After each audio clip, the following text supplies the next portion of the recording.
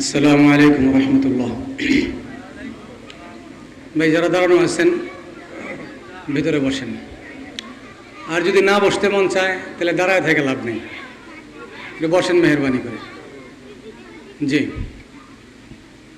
এই সাইডের কিছু মানুষ আছে দাঁড়ানো, এখন আসেন। এই পাশ থেকে কিছু আছে, আসেন।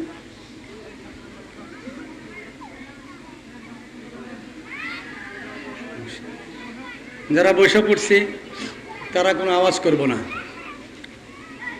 মাশাআল্লাহ।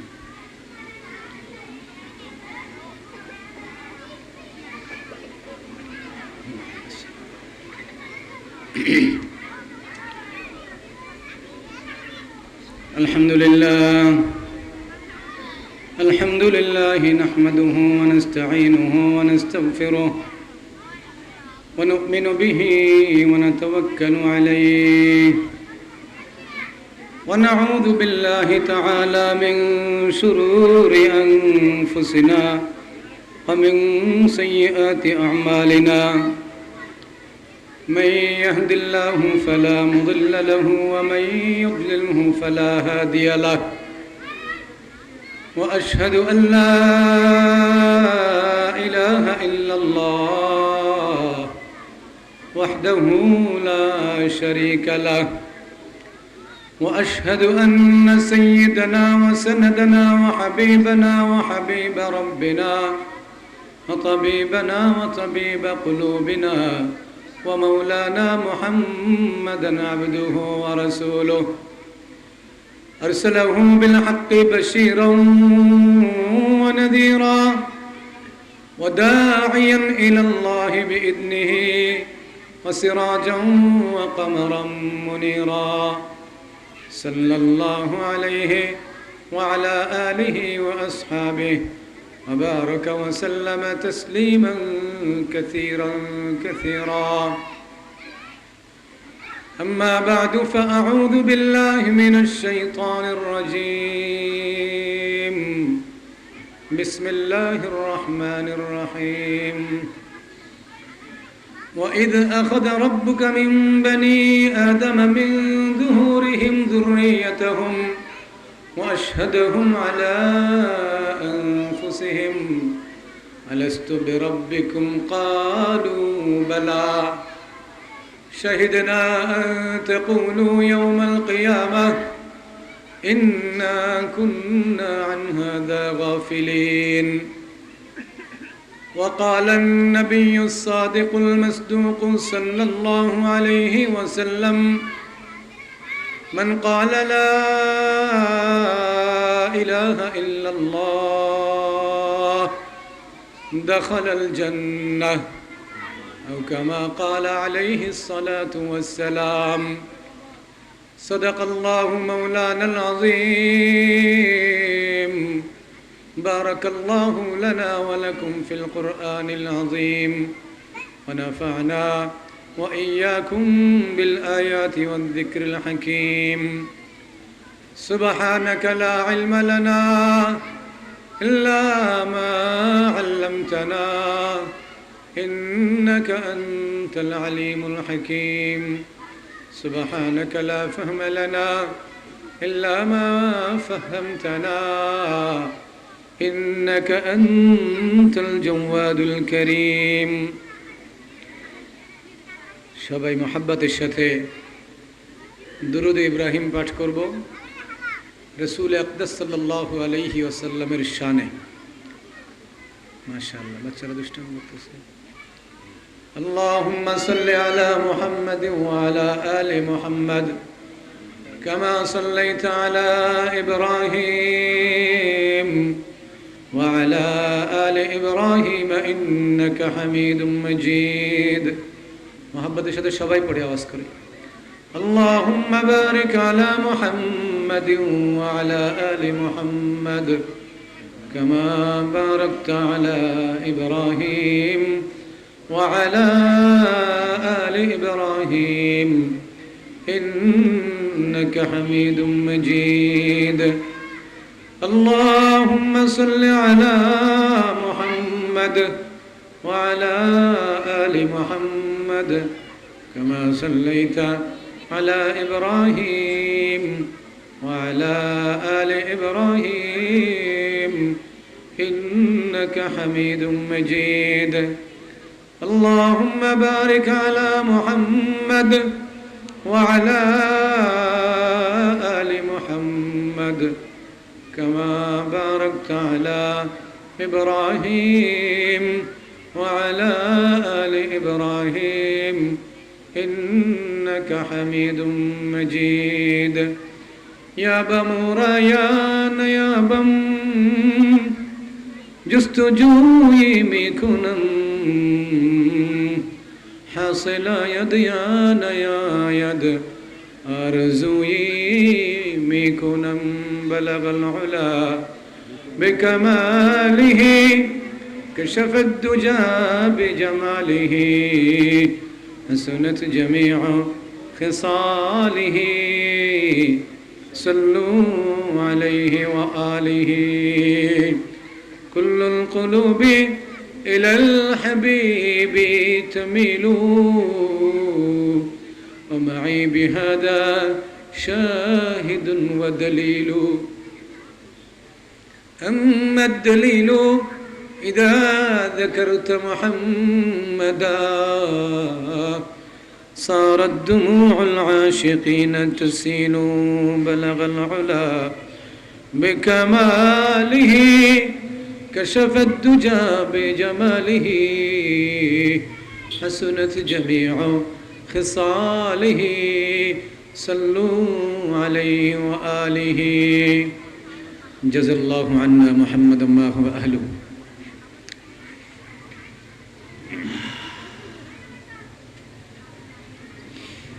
তাহফিজুল কোরআন কওমি মাদ্রাসার হাফেজ ছাত্রদের দস্তরবন্দি পাগড়ি প্রদান উপলক্ষে আজকের আয়োজিত এই ইসলামিক মহাসম্মেলনের সম্মানিত সদরে মুহতারাম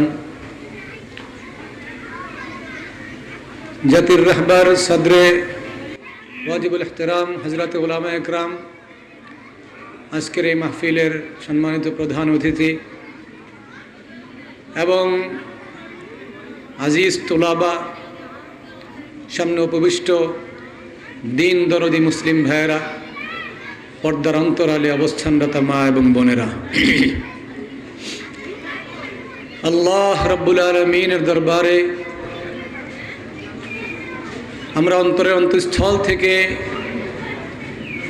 শুকরিয়া জ্ঞাপন করি এই জন্য যে রব্বুল আলামিন আমাদের সকলকে এই মুহূর্তে একটা জান্নাতের বাগানে উপস্থিত হয়ে উলামায়ে হাক্কানি রব্বানির মুখ থেকে আল্লাহ রব্বুল আলামিনের বড়ত্ব আজমত এবং রাসূল আকদাস সাল্লাল্লাহু আলাইহি ওয়াসাল্লামের সুন্নাহের হাদিসের বাণী শুনবার শোনাবার বলবার শুনবার তৌফিক আমাদেরকে যে আল্লাহ দান করেছেন সে আল্লাহ রাব্বুল আলামিনের শুকরিয়া জ্ঞাপন করে কালিমাতুশ শুকর আদায় করি আলহামদুলিল্লাহ। সাউন্ডটা একটু বাড়াইতে হবে, কে অপারেটর কি বুঝাও না জি, আর একটু জোরে সোরে আমরা আমাদের নেয়ামতের কারণে যে সন্তুষ্টি, যে খুশি, যে আনন্দ আমরা পাচ্ছি তার বহিঃপ্রকাশ ঘটাবার জন্যে একটু জোরে সোরে আল্লাহ পাকের শুকরিয়া জ্ঞাপন করি আলহামদুলিল্লাহ। আল্লাহ রাব্বুল আলামিন আমাদেরকে যে মজমায় আজকে বসবার তৌফিক দান করেছেন এটা প্রতিদিন হয় না, কি বলেন হয়? এটা মাঝে মাঝে হয় এবং যখনই হয় তখনই আল্লাহ পাক তার কিছু বান্দাদেরকে এর জন্য মনোনীত করেন, কিছু বান্দাদেরকে বলবার জন্য নির্বাচন করেন, কিছু বান্দাদেরকে শুনবার জন্য নির্বাচিত করেন। বলা এবং শোনা উভয়টাই অনেক বড় নেয়ামত এবং যারা বলবে এবং শুনবে প্রত্যেকের জন্যই রব্বুল আলামিন সওয়াব দান করবেন। প্রত্যেকের জন্যই রব্বুল আলামিন পুরস্কার দিবেন। প্রত্যেকের জন্যই রব্বুল আলামিনের পক্ষ থেকে সুসংবাদ আছে। আপনারা যারা বুঝতেছেন সবাই, এই পাশটা একটা আওয়াজ হচ্ছে, এই পাশটায় পর্দার অপর পাশে, বিষয়টা কি? কিন্তু পরিবেশও নাই, কি আশ্চর্য ব্যাপার। আচ্ছা, তো কিছু সুসংবাদ আল্লাহ পাকের পক্ষ থেকে আছে, পুরস্কার আছে, প্রতিদান আছে, সওয়াব আছে। সওয়াব এই যেখানে দ্বীনের কোনো একটা বিষয় শেখানো হয়, একটা মাসআলা বা দ্বীনের কোনো একটা গুরুত্বপূর্ণ বিষয় শেখানো হয়, বলা হয়, যে বলল এবং যে শুনল উভয়ের জন্য রব্বুল আলামিন 10 বছর নফল ইবাদতের সওয়াব লেখেন। এবং ওই মজলিসে অল্পক্ষণ উপস্থিত হওয়াকে রাসূল আকরাম সাল্লাল্লাহু আলাইহি ওয়াসাল্লাম বলেছেন, অল্পক্ষণ উপস্থিত হলো তাহলে সে একাধারে 60 থেকে 70 বছর নফল ইবাদত করলে যে সওয়াব পায়, সেই সওয়াব আল্লাহ পাক দান করেন তাকে। তো এইরকম হাজারো কথা এখানে আলোচনা হবে, হাজারো মাসলা মাসাইল আলোচনা হবে। এই জন্যে সওয়াব তো এই। আরেকটা হলো আল্লাহ পাকের পক্ষ থেকে সুসংবাদ আছে। যারা এখানে বসবে, যারা শুনবে, তাদেরকে আল্লাহ পাক সুসংবাদ দিতে বলছেন, আদেশ করছেন তার প্রিয় হাবিবকে, যে আমার হাবিব, আমার নবী, আপনি আমার বান্দাদেরকে সুসংবাদ দেন। আল্লাহ কোরআনে বলেন, ফাবাশশির ইবাদ, বান্দাদেরকে সুসংবাদ দেন। কি সুসংবাদ, কোন বান্দাদেরকে দিবেন? কি সুসংবাদ সেটা তো পরে, আগে কোন বান্দাদেরকে দিবেন? আহকামুল হাকিমিন রব্বুল আলামিন বলেন, আল্লাযীনা ইয়াসতামিউনাল কাওলা, যারা আয়েশা পড়ছে, বসছে, বসবার পরে যারা মনোযোগ সহকারে কথাগুলো শুনছে তাদেরকে সুসংবাদ দেন। এরপরে বলেন, শুনবার পরে ফায়াত্তাবিউনা আহসানা, যারা উত্তম ভাবে, সুন্দর ভাবে এটাকে অনুসরণ করবে, আমল করবে, তাদেরকে সুসংবাদ দেন। তাহলে 2 শ্রেণীর মানুষকে সুসংবাদ দিতে বলছেন। কয় শ্রেণীর মানুষকে? এক শ্রেণী হলো মনোযোগ সহকারে শুনবে তাদেরকে, আর এক শ্রেণী হলো যারা আমল করতে পারবে, সুযোগ পাইলেই আমল করবে তাদেরকে। এখন আপনি এখানে শুনলেন, খুব মনোযোগ সহকারে শুনলেন, নিয়ত করলেন যে আমি সুযোগ পাইলে আমল করব, কিন্তু আপনার সুযোগটা আসলো না, হয়তোবা আপনার জীবনে আপনার হায়াতের বের পান নাই, চলে গেছেন। আপনার জন্য সুসংবাদ। আবার যদি আপনি আমল করতে পারেন, আপনার জন্য সুসংবাদ। তো মানুষ হলো 2 শ্রেণীর। এক শ্রেণী শুনবে মনোযোগ সহকারে, আর এক শ্রেণী হলো আমল করবে। 2 শ্রেণীর জন্য আল্লাহ পাক রব্বুল আলামিন 2টা সুসংবাদ দিয়েছেন। কয়টা? এটা আওয়াজ করে বলতে হবে, কয়টা? যারা সামনে বসছেন তারা সবাই বুঝতেছেন তো? 2টা সুসংবাদ 2 শ্রেণীর মানুষের জন্য। এক শ্রেণী মনোযোগ সহকারে শুনছে, আর এক শ্রেণী হলো সুন্দরভাবে আমল করেছে। এখন আমলের সুযোগ তো সবার হবেই না। এটা কি হতে পারে? মনে করেন আমি এখানে বসতেছি, খুব মনোযোগ সহকারে শুনছি, কিন্তু এখান থেকে উঠার আগেই হায়াত শেষ। হতে পারে কিনা? পারে কিনা বলেন তো? শুনলাম, আমল করবার তৌফিক হলো না, তো সুসংবাদ কি আমি পাবো না? পাবো। এই জন্য যারা মনোযোগ সহকারে শুনবে তার জন্য এক সুসংবাদ, এবং যে আমল করতে পারবে তার জন্য আর এক সুসংবাদ। সুসংবাদটা কেমন? কি সুসংবাদ? আল্লাহ রাব্বুল আলামিন বলেন, উলাইকাল্লাযীনা হাদাহুমুল্লাহ, উলাইকাল্লাযীনা হাদাহুমুল্লাহ। আল্লাহ পাক রব্বুল আলামিন বলেন, যারা মনোযোগ সহকারে শুনলো তাদেরকে সুসংবাদ দেন যে আল্লাহ পাক এই মুহূর্তে তাদেরকে হেদায়েত দিয়ে দিয়েছেন। সুবহানাল্লাহ। একটু নিচু আওয়াজে হইল না? এত ছোট আওয়াজে কয় মানুষে? যারা শুনছে মনোযোগ সহকারে তাদের সম্পর্কে সুসংবাদ হলো, আল্লাহ পাক বলেন উলাইকাল্লাযীনা হাদাহুমুল্লাহ, তারা ওই সকল বান্দা যাদেরকে আল্লাহ পাক হেদায়েত দিয়ে দিয়েছেন। তাহলে আয়াতের এই অংশ থেকে আমরা ধরে নিতে পারি এবং বিশ্বাস করতে হবে, আমাদেরকে বিশ্বাস করতে পারি, আমরা এই সিদ্ধান্তে উপনীত হতে পারি, আমরা যারা বসে এই মুহূর্তে মনোযোগ সহকারে শুনতেছি, আল্লাহ পাক রব্বুল আলামিন তাদেরকে হেদায়েত দিয়ে দিয়েছেন। আল্লাহ পাক যাদেরকে হেদায়েত দিয়েছেন তাদেরকে কি আল্লাহ পাক জাহান্নামে দিবেন না জান্নাতে? আওয়াজ করে বলেন, কিন্তু বুঝা কইেন। যারা হেদায়েত প্রাপ্ত তাদের জন্য আল্লাহ রাখছেন জান্নাত, আর যারা মাগদুবি আলাইহিম, যাদের উপর আল্লাহ পাক অসন্তুষ্ট, যারা পথভ্রষ্ট, তাদের জন্য আল্লাহ পাক রাখছেন জাহান্নাম। হেদায়েত প্রাপ্তদের জন্য জান্নাত। আল্লাহ বলেন, তোমরা যদি মনোযোগ সহকারে শোনো তাহলে তোমাদেরকে আল্লাহ পাক হেদায়েত প্রাপ্তদের অন্তর্ভুক্ত করে দেবেন। হাদাহুমুল্লাহ, ওদেরকে আল্লাহ হেদায়েত দিয়ে দিয়েছেন। আরেক শ্রেণীর মানুষ সুযোগ পাইলেই সে আমল করবে, এবং আমলটাও করবে ইখলাসের সাথে, মনোযোগ সহকারে আমল করবে, ইহসানের সাথে করবে, আল্লাহর সন্তুষ্টি অর্জন ছাড়া অন্য কোনো উদ্দেশ্য তার থাকবে না। আল্লাহ বলেন উলাইকা হুমুল আলবাব, ওই লোকগুলা বুদ্ধিমান।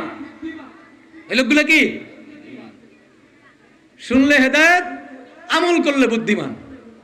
হেদায়েত যদি আল্লাহ পাক রব্বুল আলামিন দিয়ে দেন তাহলে কি পাবো? জান্নাত। আর বুদ্ধিমান কারা? সুবহানাল্লাহ। আল্লাহ পাক বলেন আল্লাযীনা ইয়াযকুরুনাল্লাহ কিয়ামান ওয়া কুউদা ওয়া আলা জুনুবিহিম ওয়া ইয়াতাফাক্কারুনা ফি খালকিস সামাওয়াতি ওয়াল আরদ। আল্লাহ বলেন বুদ্ধিমান তারা যারা কিনা দাঁড়ানো অবস্থায়, বসা অবস্থায়, শয়নের স্বপনের সর্বাবস্থায় আল্লাহ পাককে স্মরণ করে, আল্লাহর জিকির করে। আল্লাহর জিকির করা যাবে না? আল্লাহর জিকির, সুবহানাল্লাহ সুবহানাল্লাহ। এত মিঠা জিনিস, এত মজাদার জিনিস, আল্লাহ বললে যে ভালো লাগার অনুভূতি, সুবহানাল্লাহ। অনুভূতি যদি বুঝতাম, হযরতে ইব্রাহিমের মতো যদি বুঝতাম তাহলে কি হতো জানেন? ইব্রাহিম আলাইহিস সালাতু ওয়াস সালামকে আল্লাহ পরীক্ষা নিতেছেন যে সে তো আমার, ইব্রাহিম আলাইহিস সালাতু ওয়াস সালাম আল্লাহর খলিল ছিলেন না, খলিলুল্লাহ, ইব্রাহিম খলিল। তো হযরতে জিবরাইল একদিন জিজ্ঞেস করেন, আল্লাহ এত ভালোবাসেন ইব্রাহিমকে, আসমানে সব জায়গায় ইব্রাহিমের আলোচনা, আর সে আপনি খালি ইব্রাহিম খলিল খলিল খলিল খলিল, কারণটা কি? বিষয়টা কি? হযরতে জিবরাইল জিজ্ঞাসা করছেন, আল্লাহ কয় খলিল যে আমার কেমন খলিল, কি কারণে তার এত প্রশংসা করি, কি কারণে তার আলোচনা এত বেশি করি, কি কারণে এত ভালোবাসি, পরীক্ষা করে দেখো।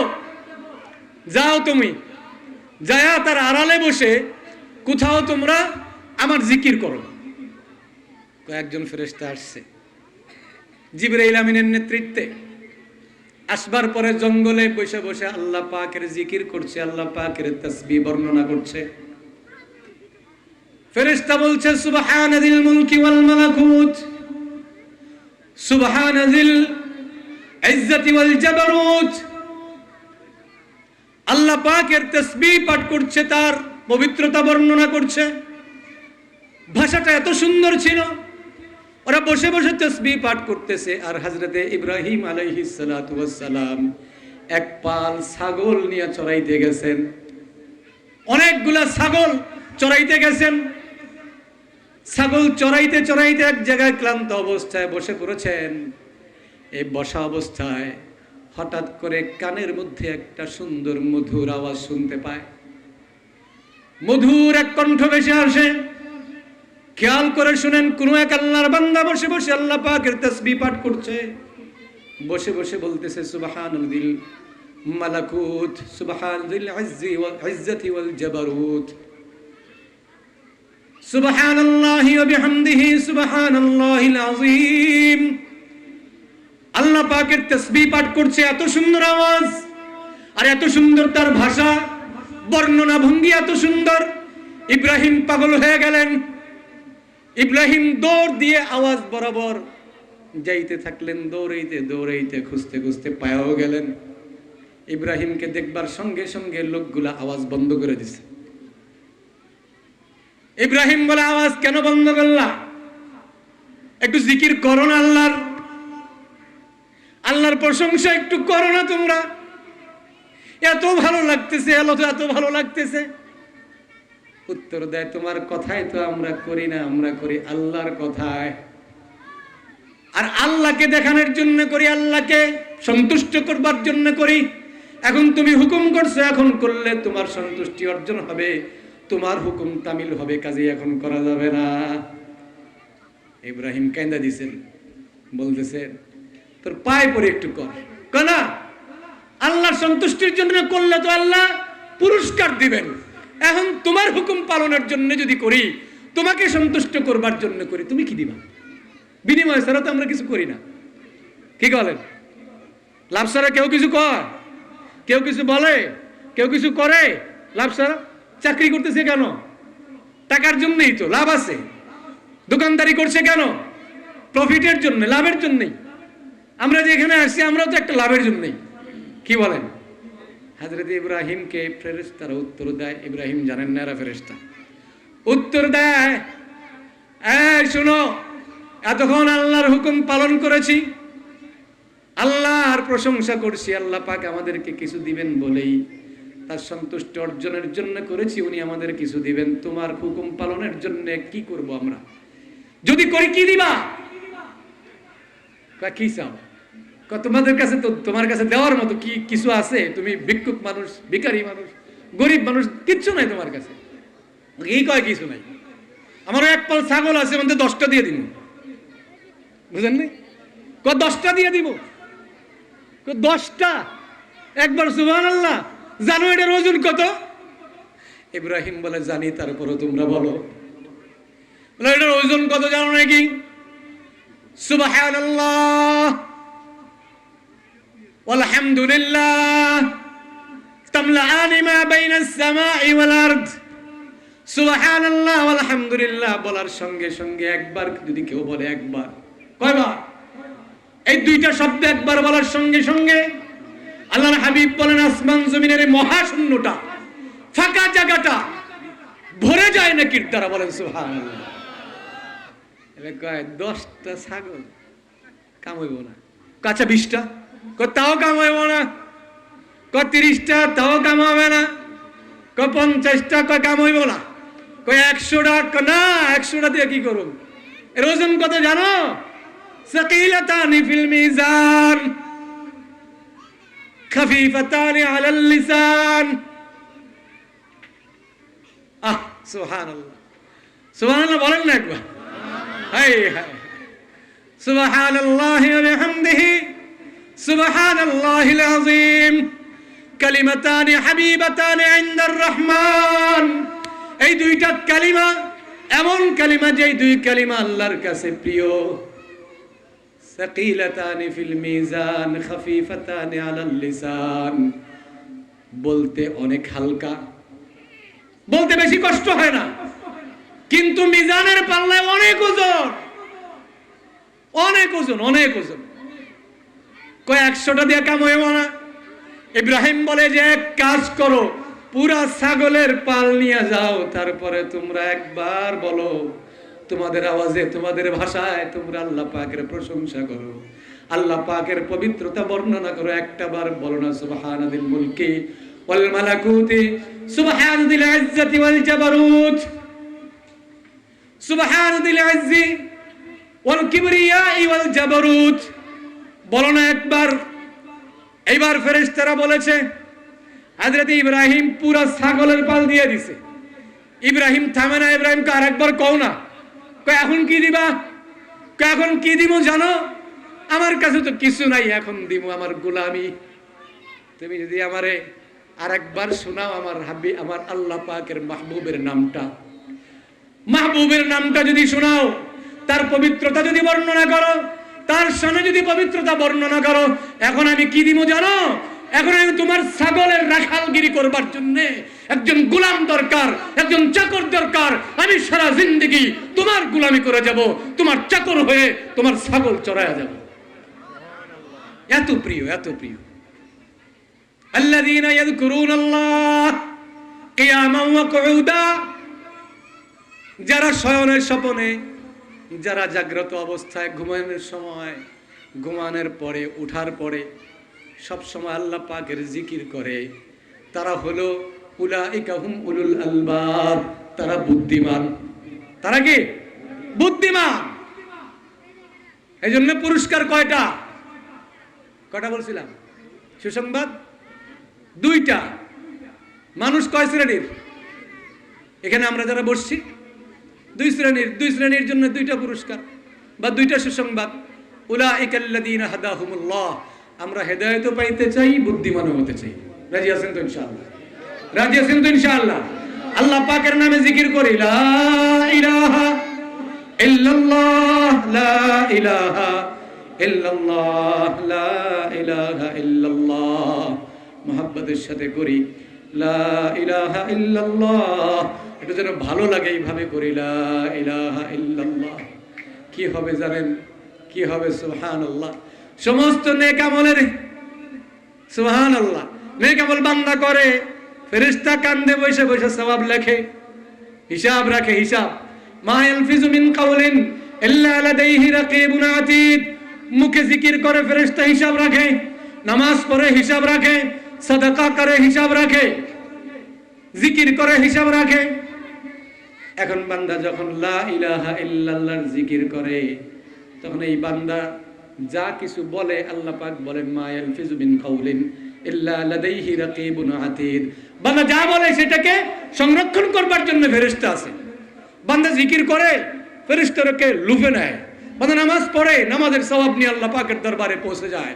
এখন লা ইলাহা ইল্লাল্লাহ বলবার পরে ফেরেশতাটাকে ধরতে যায়, কিন্তু ওজন এত, ফেরেশতা সেটার ওজন বহন করতে পারে না, ছেড়ে দেয়।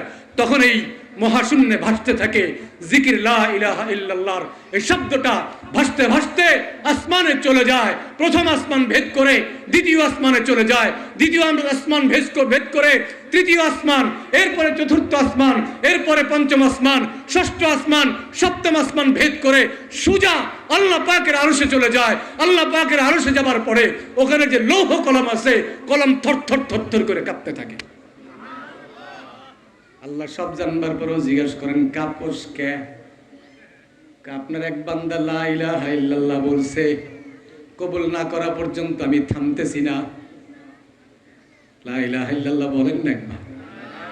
কবুল না হওয়া পর্যন্ত থামতে পারি না, থামছি না। আল্লাহ বলেন ঠিক আছে কবুল করলাম। আল্লাহ নেন, ওজন ফেরেশতা বহন করতে পারে না, লৌহ কলম তার ওজনে থরথর করে কাঁপে। আর আল্লাহ পাক নিজের আয়ত্তে, নিজের কাছে, নিজের খাজানায় ওটাকে সংরক্ষণ করেন কিয়ামতের ময়দানে। 99টা আমল নামার ডায়েরি হবে, ডায়েরি। আমল নামার 99টা দফতর হবে, রেজিস্টার হবে। এক একটা দফতর আর রেজিস্টার উচ্চতা সম্পর্কে এত বড় যে এর সম্পর্কে আল্লাহর নবী বলেন আসমান জমিনের মধ্যে যে ফাঁকা জায়গা, এক একটা দফতর, এক একটা আপনার রেজিস্টার, একটা খাতা, হিসাবের খাতা এর চাইতেও চওড়া হবে। এইরকম 99টা বদ আমলের দফতর এক পাশে, রেজিস্টার এক পাশে, এক পাল্লার মধ্যে, আর এক পাল্লায় কিছু নেক আমল আছে। ওজন হয়ে গেছে বদ আমলের পাল্লা, আর একদিকে নেক আমলের পাল্লা শূন্য উঠে গেছে। এই সময় বান্দার দুই চোখ দিয়ে পানি পড়তে থাকবে, বান্দা কান্নাকাটি করতে থাকবে। আল্লাহ তার চেহারার দিকে তাকায়া মুস্কি মুস্কি হাসবেন, মুস্কি মুস্কি হাসবেন। বান্দা মাথা উঁচা করতে পারবে না।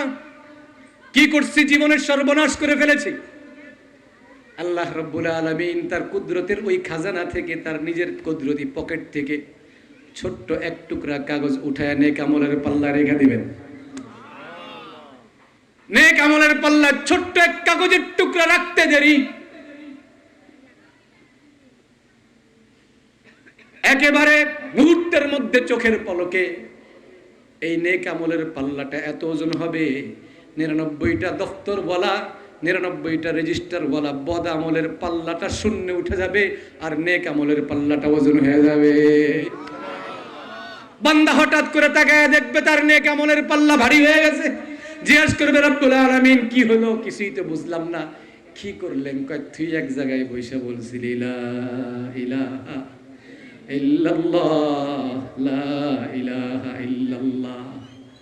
এই তোর ইখলাসের সাথে বলবার কারণে তোর এই কালিমার আওয়াজটা উপরে উঠছে, ভাসতে ভাসতে ভাসতে ভাসতে আমার পর্যন্ত পৌঁছে। আমি ওইটাকে সংরক্ষণ করে রাখছি, ওইটারে দিয়ে দিলাম। হ্যাঁ, আল্লাযীনা ইয়াযকুরুনাল্লাহ কিয়ামান ওয়া কুউদা ওয়া আলা জুনুবিহিম ওয়া ইয়াতাফাক্কারুনা ফি খালকিস সামাওয়াতি ওয়াল আরদ। বুদ্ধিমানদের কাতারে আমরা থাকতে চাই। রাজি আছেন? কারা কারা রাজি আছেন? হাত তুলেন। নারায়ে তাকবীর, নারায়ে তাকবীর। আরো জোরে আল্লাহু আকবার, আল্লাহু আকবার। আল্লাহ সবচেয়ে বড়, আল্লাহ সবচেয়ে বড়। আল্লাহু আকবার। তো মুসলমানের আওয়াজ হয়েছে একটু। আল্লাহু আকবার, আল্লাহু আকবার। এইভাবে যদি চলতে পারি, এইভাবে যদি চলতে পারি, চলতে চলতে চলতে চলতে একটা সময় আইসা রব্বুল আলামিন কি পুরস্কার দিবেন। সুবহানাল্লাহ, সুবহানাল্লাহ। আমি আপনাদের সামনে কোরআনের সূরাতুল আরাফের একটা আয়াত তেলাওয়াত করছি,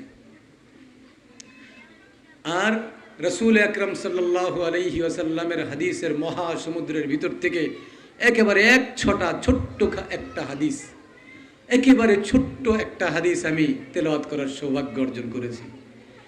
এই কোরআনের এই আয়াত এবং হাদিসের এই টুকরা, এই দুইটা বিষয়কে কেন্দ্র করে আলোচনা করব ইনশাআল্লাহ। এবং এটা শেষ হলে আলোচনাও শেষ। আমি কর্তৃপক্ষের কাছে আবদার করছিলাম আমার আলোচনা কয়টা পর্যন্ত একটু বলে দিলে ভালো হয়। তো আল্লাহ পাক কোরআনে হাকিমের মধ্যে কটা বলতো মাত্র আপনিও তো আলোচনা করলেন। তো আলহামদুলিল্লাহ, আল্লাহ পাক রব্বুল আলামিন কোরআনে হাকিমের আয়াতের মধ্যে আমাদেরকে একটা বিষয় স্মরণ করায় দিতেছেন। একটা বিষয় কি করে দিয়েছেন বলেন? বলেন বলেন। মনে করায় দিচ্ছেন, তোমাদের সাথে আমার একটা চুক্তি হয়েছিল। কোরআনে হাকিমের এই আয়াতের মধ্যে চুক্তিটাকে আল্লাহ পাক স্মরণ করায় দিচ্ছেন। রব্বুল আলামিন বলেন, ওয়া ইয আখাযা রাব্বুকা মিন বানি আদামা মিন যুহুরিহিম যুররিয়াতাহুম ওয়া আশহাদাহুম আলা আনফুসিহিম আলাস্তু বিরাব্বিকুম। আল্লাহ বলেন, হে নবী আপনি স্মরণ করেন তো সেদিনের কথা যেদিন বনি আদম থেকে আহকামুল হাকিমিন রব্বুল আলামিন একটা অঙ্গীকার নিয়েছিলেন। কিসের অঙ্গীকার? জিজ্ঞেস করছিলেন, আমারে কি রব মানবা তোমরা? আমি কি তোমাদের রব নই? আমি কি তোমাদের প্রতিপালক নই? জিজ্ঞেস করেছিলেন আল্লাহ পাক। এবং সেদিন সমস্যারে সমস্ত মানবতা, সমস্ত মানব জাতি, সকল বনি আদম, সকল আদমের সন্তান একসাথে আমরা বলেছিলাম বালা, হ্যাঁ আপনি আমাদের রব। আপনি তাদেরকে মনে করায় দেন এবং আপনি মনে করেন সেদিনের কথা কি আপনার মনে আছে কিনা। বিষয়টা হলো রব্বুল আলামিন দুনিয়াতে মানব জাতিকে পাঠাইতে চান। তাদের রূহ আগে তৈরি হয়েছে, আল্লাহ সৃষ্টি করেছেন আগে, রূহ তৈরি হয়েছে। এই রূহগুলোকে রব্বুল আলামিন সামনে উপস্থিত করে, রূহের সামনে নিজে উপস্থিত হয়ে রব্বুল আলামিন সমস্ত রূহের কাছ থেকে একটা অঙ্গীকার নিয়েছেন। কারণ কি? কারণ হলো এই মানব জাতি যাদেরকে আল্লাহ পাক দুনিয়াতে পাঠাবেন, এরা হলো আল্লাহ পাকের প্রতিনিধি। কার প্রতিনিধি? আমরা কার প্রতিনিধি? জোরে বলেন কার? আল্লাহর প্রতিনিধি। স্বাভাবিকভাবেই দুনিয়াতেও সিস্টেম এই যে একজনের প্রতিনিধিত্বের জন্য আরেকজনকে পাঠাবার সময় তাকে বলে দেয় গাইডলাইন, তাদেরকে বলে তাকে বলে দেয় হেদায়েত যে তুমি এই করবা, এই বলবা আমার পক্ষ থেকে। যেমন মনে করেন নির্বাচনের সিজন, তো এই উদাহরণ দিলে আপনারা সহজে বুঝবেন। নির্বাচন সামনে, জাতীয় নির্বাচন, সারা বাংলাদেশেই এই জন্য অনেক আলোচনা সমালোচনা চলতেছে। এখান থেকে জনগণ ভোট দিয়ে একজনকে তাদের প্রতিনিধিত্ব করবার জন্য সংসদে পাঠাবে, যে বিজয়ী হবে সে সংসদে যাবে, এই তো কথা। 300 আসন, আবার 50টা সংরক্ষিত আসন মিলে মোট 350 আসন। এই 350 আসনের প্রত্যেকজন প্রতিনিধিকে সামনে নিয়ে এদের কাছ থেকে, প্রত্যেকের কাছ থেকেই সামগ্রিকভাবে সম্মিলিতভাবে একটা অঙ্গীকার নিবে কি নিবে না? শপথ নিবে কি নিবে না? আপনারা দেখেছেন শপথ গ্রহণ অনুষ্ঠান। এইরকম শপথ গ্রহণ অনুষ্ঠান দুনিয়াতে আমার আপনার প্রতিনিধিত্ব করবার জন্য যারা আমরা পাঠাই সংসদে, যারা আমরা পাঠাই উপজেলায়, যারা আমরা পাঠাই সিটিতে, যারা আমরা পাঠাই মন্ত্রণালয়ে, তাদের প্রত্যেকজনের কাছ থেকে অঙ্গীকারনামা নেওয়া হয় কি হয় না? শপথ গ্রহণ হয় কি হয় না? এটা দুনিয়ার সিস্টেম। মানুষের সামান্য একটু চাহিদা, সামান্য একটু দাবি দেওয়া, এইগুলা সংসদে গিয়ে জাতীয়ভাবে বলবে, রাষ্ট্রের পক্ষের কাছে বলবে, রাষ্ট্রপক্ষের কাছে। এইটুকের জন্য যদি ওখানে বসা দাঁড়ায়া কোরআনের উপরে শপথ করা হয়, আল্লাহর নামে শপথ করানো হয়, তাহলে দুনিয়াতে আমাদেরকে আল্লাহ পাক পাঠাবেন রব্বুল আলামিনের প্রতিনিধিত্বের জন্য, খালিক মালিকের প্রতিনিধিত্বের জন্য, আসমান জমিনের বানানে ওয়ালার প্রতিনিধিত্বের জন্য। এই প্রতিনিধিত্বের জন্য যাদেরকে পাঠাবেন তাদের কাছ থেকে আল্লাহ পাক রব্বুল আলামিন অঙ্গীকারনামা নেবেন কি নেবেন না? আল্লাহ পাক নিয়েছেন। কিসের অঙ্গীকার নিয়েছেন? আল্লাহ পাক প্রতিপালনের অঙ্গীকারনামা নিয়েছেন, রুবুবিয়্যাতের অঙ্গীকারনামা নিয়েছেন। শপথ গ্রহণ হয়েছে ওখানে, আল্লাহর সামনে আমরা সবাই শপথ করেছি। আল্লাহ জিজ্ঞেস করেছেন আলাস্তু বিরাব্বিকুম, আরে আমি কি তোমাদের রব না? রব মানবা কিনা আমায়? আমরা সবাই বলেছিলাম কালু বালা, আপনি আমাদের রব। এখন আসেন এই রব মানেটা কি? বোঝা লাগবে কি লাগবে না? রব মানেটা কি? এটা হালুয়া না রুটি? বিষয়টা কি? কি এটা? এটা বুঝতে হবে তো। রব মানে হলো আমরা বাংলা ভাষায় যেটাকে বুঝি প্রতিপালক, লালনকারী, পালনকারী, এই তো বলি নাকি? কিন্তু রুবুবিয়্যাত এর তারিফ এবং এর সংজ্ঞা হলো তারবিয়াতুশ শাইই মিনাল ইবতিদাই ইলাল ইনতিহা। কোন একটা জিনিসকে তার অস্তিত্ব থেকে একবারে তার উন্নতির সর্বোচ্চ শিখর পর্যন্ত তাকে রক্ষণাবেক্ষণ করা, তার দেখাশোনা করা এবং তাকে লালন পালন করা, এটাকে বলা হয় রুবুবিয়্যাত, বা এটাকে যে করে তাকে বলা হয় রব। বুঝছেন? এবার মনে করেন উদাহরণস্বরূপ, আমি একটু আগে এক জায়গায় বলেও আসছি, আবার বলি।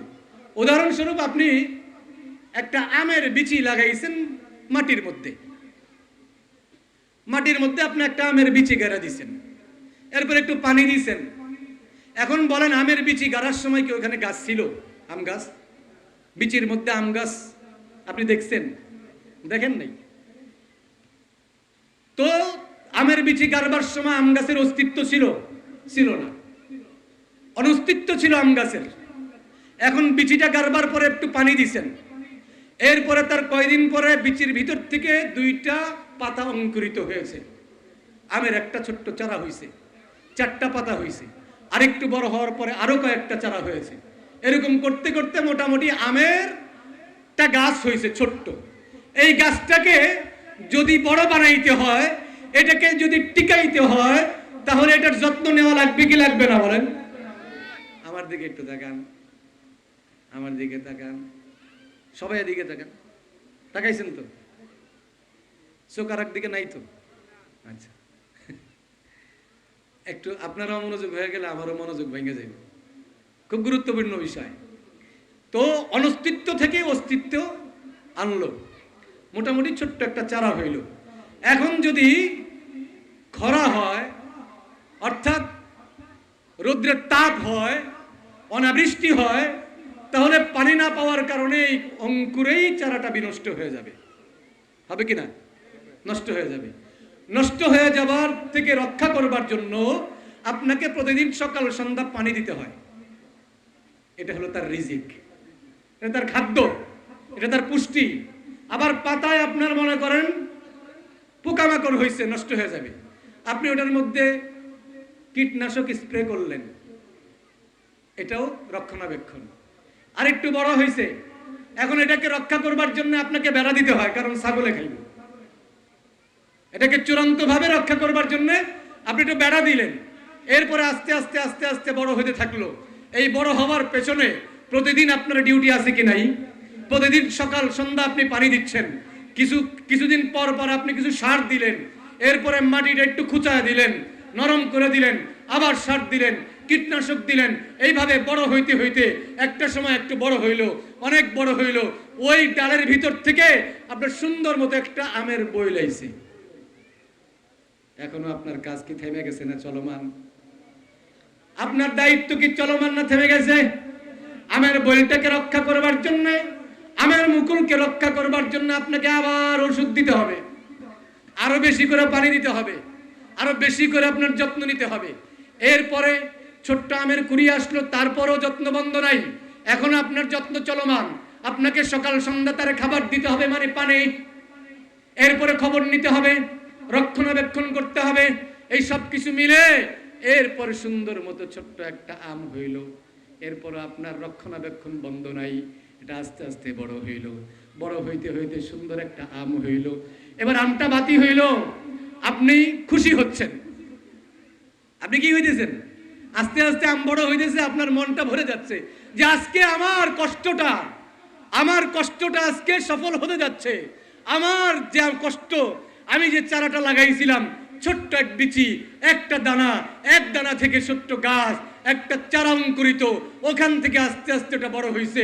আমি প্রতিনিয়ত যত্ন নিছি, সকাল সন্ধ্যা খবর নিছি, এরপরে মাঝে মাঝে আমি সেটাকে ঔষধ দিছি, অসুখ হইলে সেটার যত্ন নিছি, ঔষধ দিয়া তাকে সুস্থ করেছি। এরপরে বড় হয়েছে, বড় হওয়ার পরে মুকুল বের হয়েছে, যত্ন বন্ধ করি নাই। এখন আস্তে আস্তে ছোট্ট একটা চারা থেকে এত বড় হওয়ার পরে ওখান থেকে ফল আসছে, ফল বড় হইতেছে, মনও বড় হইতেছে। বিষয়টা বুঝেন তো? এরপরে ফল বড় হইতে হইতে চূড়ান্ত পর্যায়ে পৌঁছছে। এখন এই ফলটাকে পাখিতে খেয়ে ফেলতে পারে, পোলাপান ঢিল মেয়েরা পারতে পারে। এই জন্য আপনি কি করছেন? আরো যত্ন নিয়েছেন, পাহারা বসাইছেন।